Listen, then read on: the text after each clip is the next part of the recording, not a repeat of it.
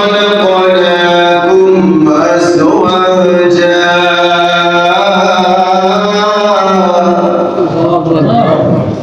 যে আমি আল্লাহ এই পৃথিবীতে জোড়ায় জোড়ায় সৃষ্টি করেছি পুরুষ এবং নারী, নর এবং নারী আমি আল্লাহ এই পৃথিবীতে সৃষ্টি করেছি।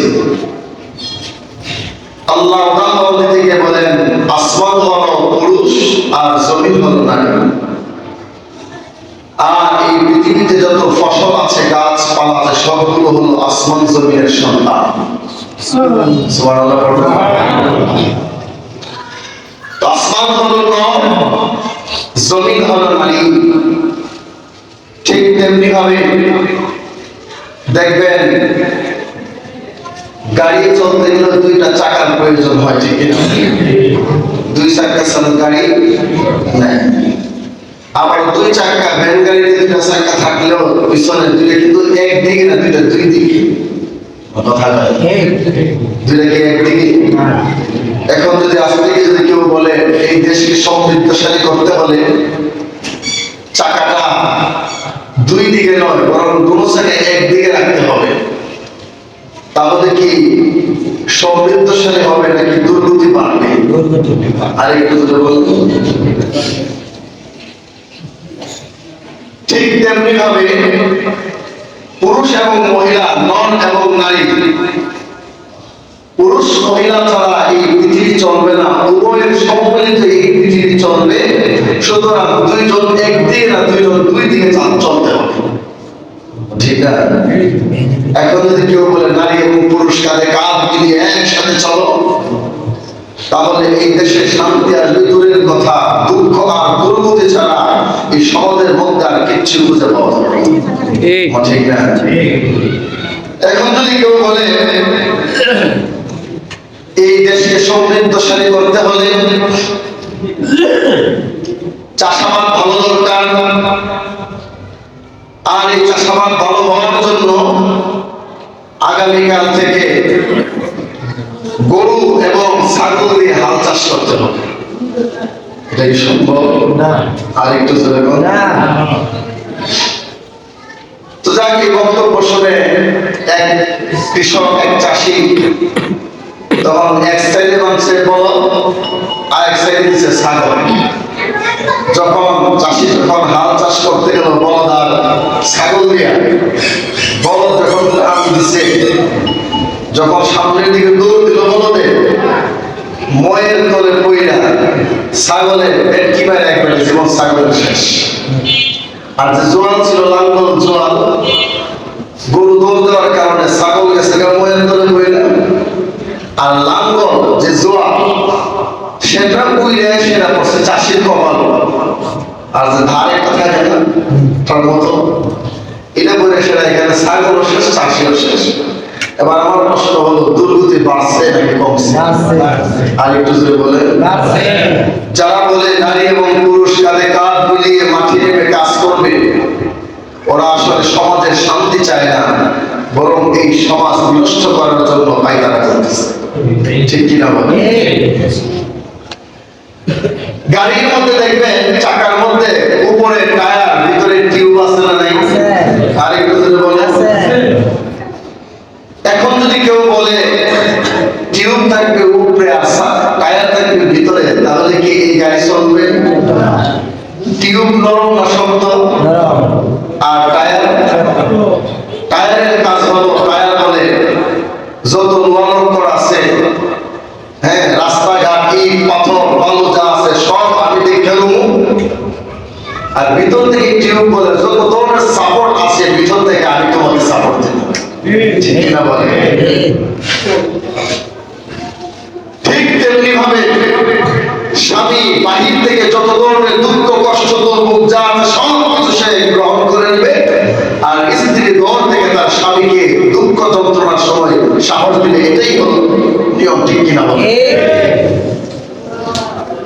আল্লাহ রাব্বুল আলামিন এই পৃথিবীতে জোড়ায় জোড়ায় আল্লাহ সৃষ্টি করেছেন, সবগুলো জোড়ায় জোড়ায়। এরপরে এমনি নয়, আল্লাহ বলেন ইয়া আইয়ুহান নাসু তাকু রাব্বাকুমুল্লাযী খালাকাকুম মিন নাফসিন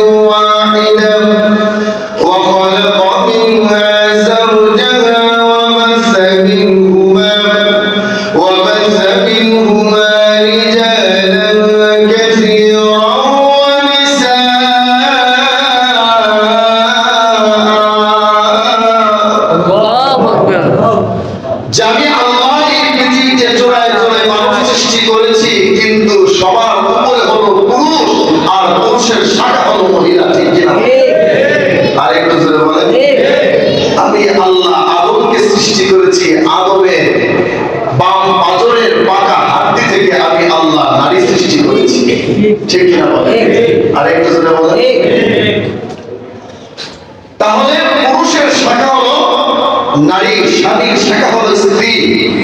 এখন যদি কোনো নারী বলে পুরুষ ছাড়াই আমি চলবো, তাহলে সে মুসলিম না, সে তসলিমা নাসরিন।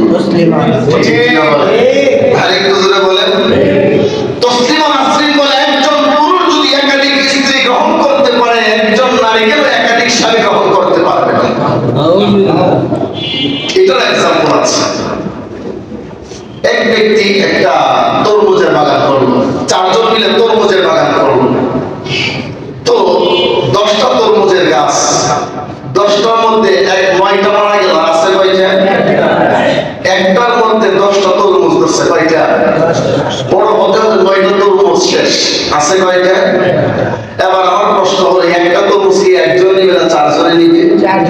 আরেকটু ধরে একটা তরমুজ 4 জন নিবে কেন? এটা ভাগ করা জিনিস ভাগ করা যায়। কথা বলে একজন নারী যদি 4 জন পুরুষ স্বামী গ্রহণ করে, তাহলে তার গর্ভ থেকে যে সন্তান বের হয়ে আসবে, এই সন্তান কার? 4 জনের। কেমন 4 জনের? কোনদিন সন্তান ভাগ করা যাবে? আর তার ঘরের যে সন্তান, এটা নিশ্চয়ই কি? কথা বলেন। 4 জনের ঘর থেকে তো সন্তান আসবে না, যে কোনো একজন থেকে আসবে সন্তান। কথা বলেন। আমাদের বাঁশঝাড় আছে না, বাঁশঝাড় দেখবেন, বাঁশঝাড়ের মধ্যে চিকন চিকন কয়েকটা ডালপালা বের হয়। এটা কোনদিকে খঞ্চি বলে, কোনদিকে জিংলা বলে, এদিকে কি বলে? জিংলা। এখন জিংলা যদি বলে না, তোমার সাথে আমি থাকতে চাই না, আমি আলাদা থাকবো, জিংলা কি কোনদিন জীবিত থাকতে পারবে? তার সবুজ পাতা কেউ সবুজ থাকবে না, লাল হয়ে যাবে। তখন এটা আগুনে পোড়া ছাড়া আর কোনো কাজ। আর একটু জোরে বলে। সুতরাং তার জীবন বেঁচে থাকতে হলে তার বাচ্চার সঙ্গে লেগে থাকতেই হবে। কোন নারী যদি বলে আমার স্বামীর প্রয়োজন নাই, আমি একাই চলবো, তাহলে সেও লাঠি হয়ে জাহান্নামের আগুনে তার নিক্ষিপ্ত হতে হবে। ঠিক না বলেন? আল্লাহ রাব্বুল আলামিন বলেন, এই জন্য স্বামীকে আল্লাহ সর্বোত্তম পুরুষ বানিয়ে পৃথিবীতে পাঠিয়েছেন, আর তার শাখা হিসেবে আল্লাহ নারীকে আল্লাহ শ্রেষ্ঠত্ব দিয়েছেন। কিন্তু আল্লাহ রাব্বুল আলামিন বলেন, আমি আল্লাহ এমন এক আল্লাহ, এমন এক ইসলামের উপর তোমাদেরকে দিয়েছি, ইন্নাদ-দীনা ইনদাল্লাহিল ইসলাম, যে ইসলামের নারী এবং পুরুষকে আমি আল্লাহ সম্মান দান করেছি। সুবহানাল্লাহ। যারা বলে নারী এবং পুরুষ সমান অধিকার, আসলে তারা নারীর সম্মান চায় না, তারা নারীর সম্মান নষ্ট করতে চায়। ঠিক কিনা? একটা পুরুষের জীবনে অনেকগুলো খাত আছে, কিন্তু নারীর জীবনে কোনো খাত নাই। কিভাবে? একটা মেয়ে জন্ম হওয়ার পরে বিয়ের আগ পর্যন্ত তার ভরণ পোষণের দায়িত্ব কার? বাবা। বিয়ের আগে, জন্ম হওয়ার পরে বিয়ের আগে পর্যন্ত ভরণ পোষণের দায়িত্ব কার? আরেকটু জোরে বল। বিয়ের পর থেকে নিয়ে মৃত্যু পর্যন্ত দায়িত্ব কার? সন্তান হওয়ার পরে সেই সন্তান লালন পালন করার দায়িত্ব কার? স্বামী, বাবা।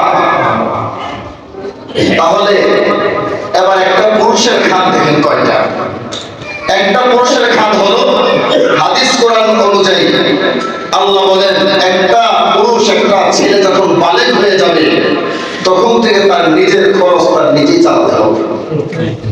বাবা মার উপরে দায়িত্ব নয়। যদি বাবা মা তাকে দেয়, তাহলে সে ইহসান করলো, অনুগ্রহ করলো, দয়া করলো। যদি না দেয়, তাহলে সন্তান আল্লাহর দরবারে কিয়ামতের দিন বাবাকে আসামি কাঠ করে দাঁড় করাতে পারবেন। এটা বাবার দায়িত্ব না। তাহলে একটা সন্তান, একটা পুরুষ বালেগ হওয়ার পর থেকে বিয়ের আগ পর্যন্ত তাকে তার নিজের চলার দায়িত্ব কার? তার নিজের উপর। বিয়ের পরে বউ চালানোর দায়িত্ব কার? কথা কয় না। এবার সন্তান যতগুলো আসবে, সন্তান লালন পালন করার দায়িত্ব কার? স্বামী। তাহলে তার জীবনের খাত কয়টা? কথা বলেন। 3টা। সে বাবার সম্পত্তি থেকে পাইলো পরিবার, 2 ভাগ। বাবা সম্পত্তিতে পাইলো কয় ভাগ? 2 ভাগ। আর কন্যা পাইলো কয় ভাগ? 1 ভাগ। নাস্তিকরা বলে যে আল্লাহ নাকি নারীদেরকে ঠকাইছে। নাউজুবিল্লাহ। কই যে এটা কম দিছে, পুরুষে বেশি দিছে। কিন্তু আল্লাহ রাসূল বলেন নারীদেরকে আল্লাহ ঠকাই না, এর কারণ হলো নারী 1 ভাগ পায় বেশি দিছে। উদাহরণ দিলে বুঝবেন। এক পরিবারের মধ্যে 2 ছেলে, বড় ভাই আর ছোট ভাই। তো বাবা বড় ভাইকে বল, বড় ভাই আর ছোট ভাই 2 সন্তান নানার বাড়িতে যাবে ঈদের সময়। তো বাবা বড় ছেলেকে বলতেছে যে বাবা তো যাও নানার বাড়িতে গিয়ে ঘুরে আসো, তোমার ছোট ভাইকে সাথে করে নিয়ে যাও। এই নাও তোমার 100 টাকা দিলাম। কত দিলাম? 100 টাকা। 100 টাকা দিলাম, এটা রাখো। আর 50 টাকার একটা নোট ছোট ছেলের পকেটের মধ্যে ঢুকাই দিছে, এটা তোমার কাছে রাখো। আর বড় ছেলে মোবাইলটা দিছে, এখান থেকে তোর নানার বাড়ি যাওয়া আসার যত খরচ তুই দিবি, রাস্তাঘাটে যদি খাইতে চাইলেও তুই দিবি, কিন্তু সাবধানে 50 টাকা ধরবি না। মা কথা বলে না ঠিক? আরেক বুঝলে 50 টাকার মধ্যে ধরবি না। এবার আমার প্রশ্ন হলো আপনাদের কাছে, বলেন তো কার টাকা বেশি? কথা বলেন, আমার কথা বুঝেন? বড়টার টাকা বেশি হলেও কিন্তু খরচ কার বেশি? বড় নোটটা 100 টাকা ঠিকই, কিন্তু নানার বাড়িতে ঘুরে আসার পরে বড় ভাইয়ের পকেট 0 আর ছোট ভাই 50 টাকা কম পাইছে। নানার বাড়ি থেকে ঘুরে ঘুরে খায়া ঘুরে আসার পরে তার পকেটের মধ্যে 50 টাকা রয়ে গেল। ঠিক তেমনি ভাবে আল্লাহ রাব্বুল আলামিন পুরুষদেরকে 2 ভাগ দিয়েছেন, নারীদেরকে 1 ভাগ সম্পদ দিয়েছেন। আল্লাহ আবার ওই নারী স্বামীর বাড়িতে গিয়েও পায় কিনা? কথা বলেন না। তাহলে ওই পুরুষের জীবনের খাত হলো 3টা, সম্পদ পাইছে 2টা। নারীর জীবনে খাত নাই 1টা, সম্পদ পেয়েছে 1 ভাগ। আমার প্রশ্ন হলো পুরুষ বেশি পাইল নাকি নারী বেশি পাইল? যারা পরে আল্লাহ নারীদেরকে ঠকাইছে তারা কি আসলে পাগল না? আরেকটু জোরে বলেন, তারা মাথা পাগল কিনা? আল্লাহ রাব্বুল আলামিন বলেন আমি আল্লাহ তোমাদেরকে সম্মান দিয়েছি, নারীদেরকে সম্মান দিয়েছি, পুরুষদেরকে সম্মান দিয়েছি। আমি আল্লাহ রাব্বুল আলামিন নারীদেরকে বলেছি তোমরা স্বামীর আনুগত্য থাকো, স্বামীর ছায়াতলে থাকো। আল্লাহ রাসূল বলেন এই পৃথিবীতে একটা নারীর সবচেয়ে বড় নিয়ামত হলো তার স্বামী। ঠিক কিনা? আল্লাহ রাসূল বলেন কিন্তু আমি নারীদেরকে বাঁকা হাড্ডি থেকে সৃষ্টি করেছি। তারা কিন্তু বাঁকা হাড্ডি যেমন সোজা করা যায় না, কথা কয় না, বাঁকা হাড্ডি সোজা করতে গেলে ভেঙে যায় না, ঠিক না? আর বাঁকা বউ যদি সোজা করতে যাও তাহলে তালাক ছাড়া উপায় নেই। তোদের বলো ঠিক কিনা? তাহলে কি করতে হবে? ওইটা বাঁকার সাথে এইভাবেই চলতে হবে, যেমনি এটা চলতেছে এমনি চলবে। বউ লিস্ট দিল স্বামীর হাতে যে জনাব বাজারে যান, চাউল ডাউল আলু পেঁয়াজ মরিচ তেল সবকিছুই লাগবো। লিস্ট দেওয়ার পরে এবার স্বামী লিস্টের মধ্যে দেখে লবণের কথাটা নাই। তখন জিজ্ঞাসা করতেছে আচ্ছা লবণ কি লাগবো? তো উত্তরটা কি দেওয়া দরকার ছিল?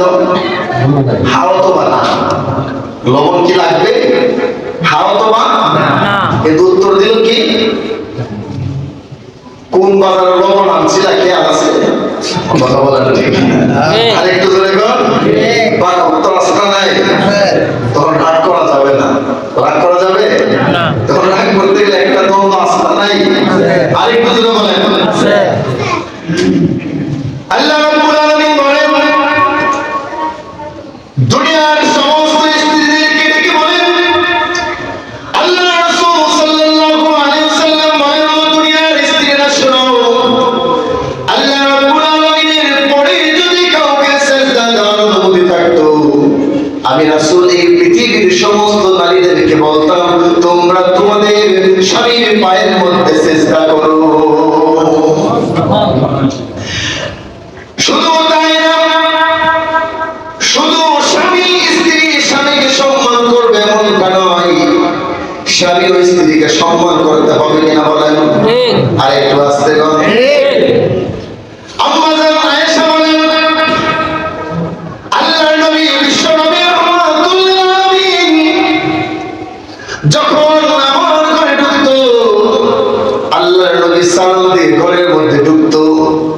আম্মা জান আয়েশা বলেন, একদিন আমি একেবারে কান পেতে রইলাম, চোখ খোলা রাখলাম যে আজকে রাসূলকে সালাম দিতে দেব না, আমি আগে সালাম দেব।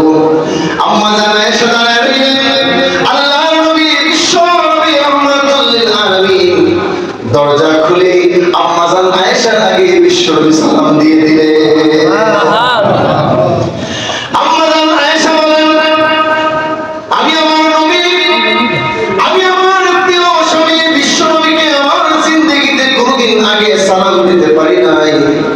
আমার স্বামী আমাকে জিন্দেগির সারাটা জীবন আমাকে আমার স্বামী আগে সালাম দিয়েছে। কিন্তু দুঃখের বিষয় হলো আজ আমরা স্বামী যারা আছি স্ত্রীকে সালাম দিতে চাই না, শুধু স্ত্রীকে সালাম করবে। কথা বলে না? আর একটু জোরে বলেন। না না, স্বামী স্ত্রীকে সালাম দিতে হবে, স্ত্রীও স্বামীকে সালাম দিতে হবে। কিন্তু আপনি যখন বাহির থেকে ঘরে ফিরবেন, আপনি যখন আপনার স্ত্রীকে সালাম দিবেন, দেখবেন আপনার স্ত্রী মুস্কি একটা আপনার দিকে তাকাইয়া হাসি দিবে। ঠিক কিনা বলেন? আর একটু জোরে বলেন, আর একটু জোরে বলেন। বিশ্বাস না হয় আজ তোমার নামাজের পর যখন ঘরের মধ্যে প্রবেশ করবে, সালাম দিয়ে ঢুকবে তো ইনশাআল্লাহ। কথা কয় ইনশাআল্লাহ। শরম করে কথা কয় না, লজ্জা লাগে না। না, এটা হলো আমার নবীর সুন্নাহ। ঠিক কিনা বলেন? শুধু তাই না, আম্মা জান আয়েশা বলেন, আমার স্বামী বিশ্ব নবী আল্লাহর নবী রাহমাতুল লিল আলামিন দিনের দাওয়াতে যখন ঘরে ফিরতেন, বাড়িতে ফিরতেন, আল্লাহর নবী বিশ্ব নবী বাড়িতে ফিরে দেখে আম্মা জান আয়েশা রান্না বান্না করতেছে। আল্লাহর নবী বলে, আয়েশা খাবার হয়েছে কি? আম্মা জান আয়েশা বলে, নবী আর একটু বাকি আছে খাবার হওয়ার। আমাদের সমাজে যদি স্ত্রীর কাছে সারাদিন কাম কাজ সেরে যদি স্ত্রীর কাছে গিয়ে খাওয়ান চাই, স্ত্রী বলে খাবার হয় নাই, একটু অপেক্ষা করে দিতে হবে। আমাদের স্বামীরা তখন উত্তর দেয়, এতক্ষণ কোন লাঙ্গের বাড়িতে ছিলাম। ঠিক? আর একটু জোরে বলেন। ঠিক? স্ত্রী তখন কিছু বলে না, সুযোগ পেয়ে উত্তর দিবে। ঠিক কয়েকদিন পরে স্বামী যখন মাহফিল থেকে গভীর রাত্রে বাড়িতে ফিরল, 2-3 বার 3 বার 4 বার ডাকতে দরজা খুলে না। কিছুক্ষণ পরে ফায়ার হয়ে দরজা খুললা বলে, এত রাত্রে বউর বাড়িতে ছিলাম। কথা বলে না? ঠিক কিনা? ঝগড়া আছে না নাই? আছে। আর একটু জোরে বলেন। আছে। আল্লাহর নবী বলেন, ও আয়েশা খাবার হয়েছে কিনা? আয়েশা বলেন, ও নবী একটু বাকি আছে খাবার। আল্লাহর নবী বলেন, ও আয়েশা কি বাকি আছে দাও, আমার কাছে দাও। আল্লাহর নবী বিশ্ব নবী রাহমাতুল লিল আলামিন, আল্লাহর উপরে যার সম্মান, तमाम পৃথিবীর সকল উর্দে যার সম্মান, যিনি রাহমাতুল লিল আলামিন, সাইয়্যিদুল মুরসালিন, সাইয়্যিদুল কাউনাইন, ইমামুল মুরসালিন, বিশ্ব নবী খাতামুন নবীন, শাফিউল মাজলিবিন, রাহমাতুল লিল আলামিন হওয়া সত্ত্বেও তিনি আম্মা জান আয়েশাকে বলল, আয়েশা তুমি পেঁয়াজ কাটো, আমি মরিচ কাটি, তুমি প্লেট দাও আর আমি জগ দিয়ে পানি নিয়ে আসি। আল্লাহু আকবার, আল্লাহু আকবার। আম্মা জান আল্লাহর নবী বিশ্ব নবী রাহমাতুল লিল আলামিন একদিন বাড়িতে ফিরলেন। খাদিজাতুল কুবরা আম্মা জান আয়েশাকে আল্লাহর নবী এসে বলেন, ও খাদিজা পেটে দারুণ খিদা, সারাদিন দিনের দাওয়াত দিয়ে এসেছি। ও খাদিজা কোনো খাবার আসেনি? খাদিজা নাকি বলেন, ইয়া রাসূলুল্লাহ, ইয়া হাবিবাল্লাহ, আমাদের যে একটা বকরি আছে, এই বকরি থেকে 1 পেয়ালা দুধ দহন করে আপনার জন্য রেখেছি গো নবী। আর পাশের বাড়ির প্রতিবেশী 4টা খেজুর হাদিয়া দিয়েছিল, 2টা খেজুর আমি খেয়েছি, আর 2টা খেজুর আর 1 পেয়ালা দুধ আমি নবী আপনার জন্য রেখে দিয়েছি। আল্লাহর নবী বিশ্ব নবী রাহমাতুল লিল আলামিন 1 পেয়ালা দুধ হাতের মধ্যে নিলেন, অর্ধেক দুধটুকু খাইলেন আর অর্ধেক দুধ আম্মা জান খাদিজাকে দিয়ে দিলেন। আল্লাহর নবী বিশ্ব নবী রাহমাতুল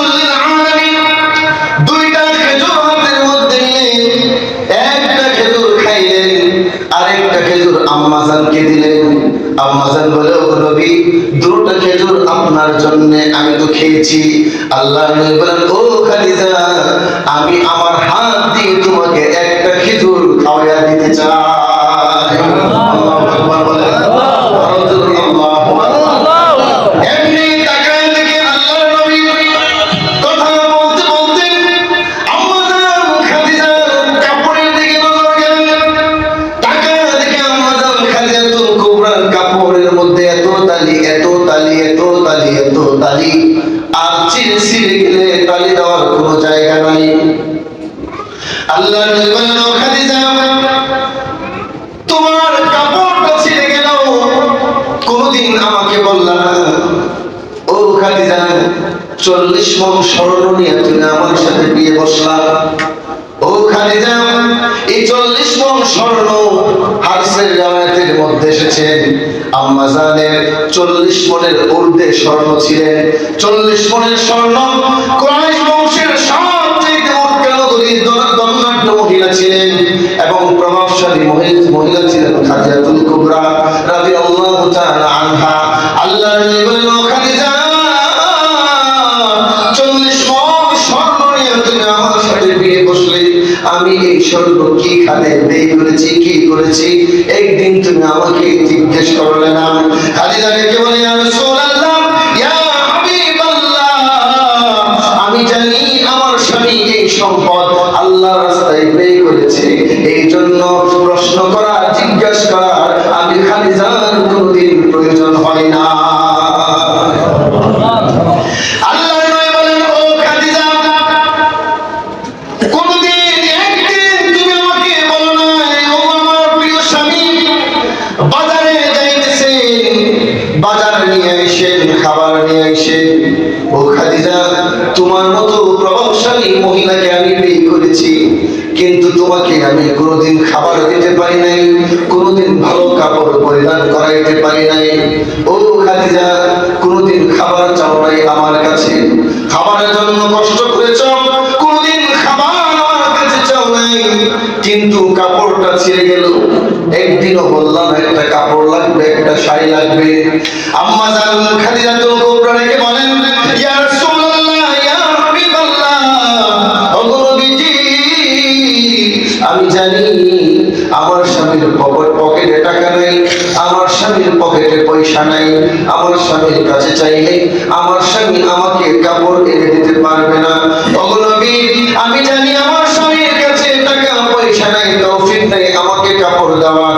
আমি খাদিজা যদি এই মুহূর্তে আপনার কাছে কাপড় চাই, ওগো নবী, আপনি কষ্ট পাইবেন, আর আমি আমার প্রিয় স্বামী বিশ্ব নবীকে কষ্ট দিতে চাই না। ওগো আমার স্বামী, আমি যদি আপনার কাছে কাপড় চাই, আপনি কষ্ট পাইবেন, আর আপনি কষ্ট পাইলে আমার আল্লাহ রাব্বুল আলামিন কষ্ট পাবে। খাদিজাতুল কুবরা, আম্মা জান খাদিজাতুল কুবরা এই কথা আমার আল্লাহ আরশে আজিম থেকে শুনছেন।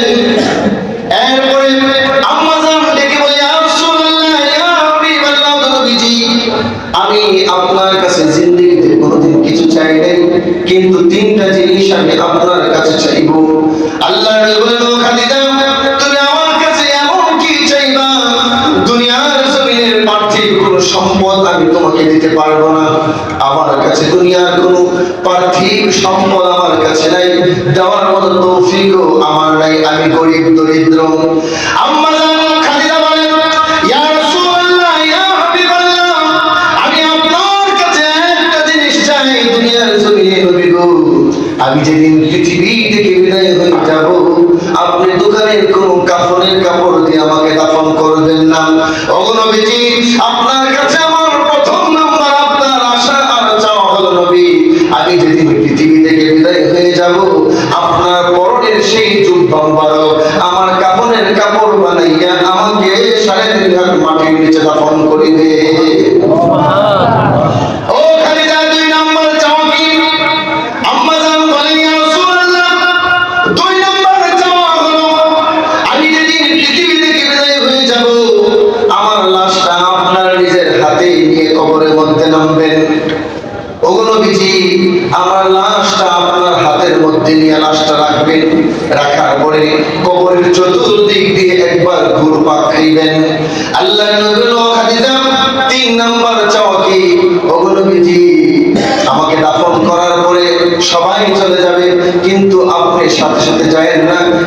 যতক্ষণ সময় আমার কবরের পাশে দাঁড়ায় থাকবেন, ওগো নবীজি আমার কবরের প্রশ্নের সম্মুখীন আমার ভয় লাগে। ওগো নবীজি যতক্ষণ পর্যন্ত মুনকার নাকির না আসবে, ওই প্রশ্নের জবাব নবী আপনি আমার পক্ষ থেকে দিয়ে দিবেন।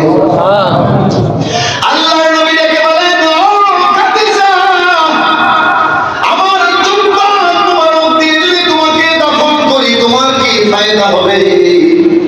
এবার খাদিজা বলে, ইয়া রাসূলুল্লাহ, আপনার পবিত্র জুব্বা মুবারক আমার গায়ে দিয়ে যদি দাফন করেন আমাকে, আর কোনো কারণে যদি আমি জাহান্নামে হয়ে যাই গো নবী, ওই জাহান্নামের আগুন আপনার জুব্বা ভেদ করে আমাকে জ্বালাইতে পারবে না, এরকম সাহস জাহান্নামের আগুনের নাই। দুই নম্বর হলো নবীজি, আপনি আমার লাশ মুবারক আপনার কুদরতি হাত যখন আমার লাশের মধ্যে লাগবে, আর চতুর্দিক দিয়ে যখন ঘুরবেন কবরের পাশ দিয়া, ওই কবরের কোন কারণে যদি আমি খালিদা কবরের মধ্যে আটকা পড়ে যাই, যদি আমি কোন কারণে যদি জাহান্নামের আগুনে পড়ে যাই, ওগো নবীজি কবরের এক পাশের মাটি আরেক পাশে পেতে পারবে না। যেই মাটিতে রাহমাতুল লিল আলামিনের পা মুবারক লেগেছে, যেই মাটিতে বিশ্ব নবীর কদম মুবারক লেগেছে, ওই মাটির কোনদিন ক্ষমতা নাই, সাহস নাই। যেই নবীর পা মুবারক লেগেছে মাটিতে, ওই মাটির কোনদিন আমি খাদিজাকে চাপ দিতে পারবে না। আল্লাহু আকবার বলতে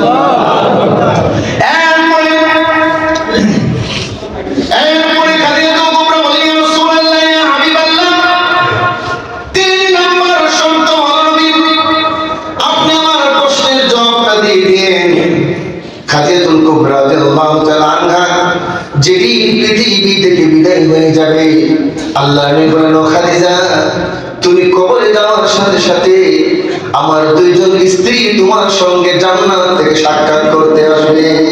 সুবহানাল্লাহ। খাদিজাতুল কুবরা ডেকে বলেন, ইয়া রাসূলুল্লাহ, ইয়া হাবিবাল্লাহ, নবীজি আপনি তো আমাকে কাউকে বিয়ে করেন নাই, আমি তো আপনার প্রথম স্ত্রী, আমি পৃথিবী থেকে আগে বিদায় হচ্ছি। ওগো নবীজি আপনার দুইজন স্ত্রী কে গো নবী, আমি তো জানি না। আল্লাহর নবী বলেন, ও খাদিজা, জান্নাতের মধ্যে আমার দুইজনের সঙ্গে বিবাহ হবে। একজন হলো ঈসা ইবনে মারিয়াম আলাইহিস সালাতু ওয়াস সালামের সঙ্গে, আরেকজন হলো বিবি আসিয়ার সঙ্গে আমার বিয়ে হবে। আল্লাহর নবী কথা বলে দিয়ে বুঝাইল, ও খাদিজা তুমি জাহান্নামে নয় জান্নাতে যাবে। বিবি আসিয়া এবং মারিয়ামকে পেতে হলে তোমার জান্নাতে যেতে হবে। এবার আম্মা জান খাদিজাকে মৃত্যুর পরে যখন আল্লাহ রাসূল কবরের মধ্যে নামায় দিলেন, আম্মা জানের লাশ যখন রাখলেন, আম্মা জানের লাশ মুবারকের সেই চেহারা যখন কিবলার দিকে ঘোরায়, আমরা যখন মারা যাই মানুষ মাথা কোন দিকে ফেরায়, চেহারা কোন দিকে ফেরায়, কিবলার দিকে ফেরায়। আল্লাহর নবী কিবলার দিকে খাদিজাতুল কুবরার মাথা মুবারক ফেরায়, কিন্তু আমার মাথা ঘুরে যায়, আবার চেহারা ফেরায়, আবার ঘুরে যায়, আবার ফেরায়, আবার ঘুরে যায়। বিশ্বনবী পেরেশান হয়ে গেলেন। আল্লাহ রাব্বুল আলামিন জিবরাইলকে পাঠালেন, ও জিবরাইল যাও, আমার নবী পেরেশান হয়ে গিয়েছে, গিয়ে বলে দাও আমার খাদিজার চেহারা পশ্চিম দিকে নয়, বাইতুল্লাহর দিকে নয়, আমি আমার খাদিজার চেহারা আমার আরশে আজিমের দিকে উত্তোলন হয়ে থাকবে। আমার আল্লাহ রেখে বলেন, ও নবীজি আপনার খাদিজার চেহারা বাইতুল্লাহর দিকে নয়, কিবলার দিকে নয়, আপনার খাদিজার চেহারা আমি আল্লাহর আরশে আজিমের দিকে থাকবে। আমি আল্লাহ আরশে আজিমের মধ্যে বসে বসে আমার খাদিজার চেহারাটা আমি দেখতে চাই। আল্লাহর নবী বসে রইলেন, বিশ্বনবী বসে রইলেন আম্মা জানের প্রশ্নের উত্তর দেওয়ার জন্য। জিবরাইল এসে বলে, ইয়া রাসূলুল্লাহ, ওগো নবীজি আপনি কেন এখনো দাঁড়ায় রইলেন? আল্লাহর নবী বলেন, ও জিবরাইল আমি আমার খাদিজার প্রশ্নের উত্তর দেওয়ার জন্য বসে রইলাম। এবার জিবরাইল বলে, ইয়া রাসূলুল্লাহ, ইয়া হাবিবাল্লাহ, আল্লাহ এই মুহূর্তে জানায় দিয়েছেন খাদিজাতুল কুবরার প্রশ্নের উত্তর আপনার দিতে হবে না, আপনার খাদিজার প্রশ্নের উত্তর স্বয়ং আমার আল্লাহ দিয়ে দিয়েছে। এই জন্য বলতে চাই